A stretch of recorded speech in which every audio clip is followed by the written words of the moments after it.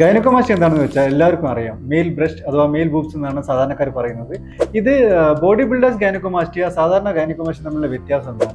ഈ body builders ഗൈനക്കോമാസ്റ്റിയയിൽ ഗ്ലാൻഡിൻ്റെ അംശം വളരെ കൂടുതലും ഫാറ്റിൻ്റെ അംശം വളരെ കുറവുമാണ്. ഇപ്പോൾ ഈ ഗ്ലാൻഡ് വെച്ച് അവർ നമ്മളെ സ്റ്റേജിൽ കയറി പെർഫോമൻസ് ചെയ്യുമ്പോൾ അത് ശരിക്ക് പ്രകടമാണ്. അവരെ ഡിസ്ക്വാളിഫൈ ചെയ്യുന്ന രീതിയിൽ അല്ലെങ്കിൽ അവർക്ക് കപ്പ് കിട്ടാനുള്ള ചാൻസ് വളരെ കുറവാണ്. ഇതിനെങ്ങനെ നമുക്ക് പരിഹരിക്കാം? ഇതിന് ചെറിയ കീഹോൾ സർജറിയിലൂടെ ത്രൂ നിപ്പിൾസ് ഒരു കീഹോൾ സർജറിയിലൂടെ ആ ഗ്ലാൻഡ് എടുത്ത് മാറ്റും. ഈ ഗ്ലാൻഡ് ഫുള്ള് എടുത്തു കഴിഞ്ഞതിന് ശേഷം recovery time usually 2 weeks to 1 month ആണ്. ഒരു മാസത്തിന് ശേഷം കംപ്ലീറ്റ് നോർമൽ വർക്കൗട്ടിലേക്ക് പോകാൻ സാധിക്കുകയും ചെയ്യും. പിന്നെ സ്റ്റേജിൽ കയറുമ്പോൾ പ്രൈസ് അടിക്കാനുള്ള ചാൻസ് വളരെ കൂടുതലാണ്. ഈ സർജറി ആക്ച്വലി നമുക്ക് തരിപ്പിച്ച് ചെയ്യാവുന്നതാണ്. ഇതിന് നമ്മൾ എന്താ പറയുക, അഡ്മിഷൻ്റെ ആവശ്യം വരുന്നില്ല. അന്ന് വരുന്നു, സർജറി ചെയ്യുന്നു, പോകുന്നു. അതുകൊണ്ട് ഒരു ടെൻഷൻ്റെയും ആവശ്യമില്ല.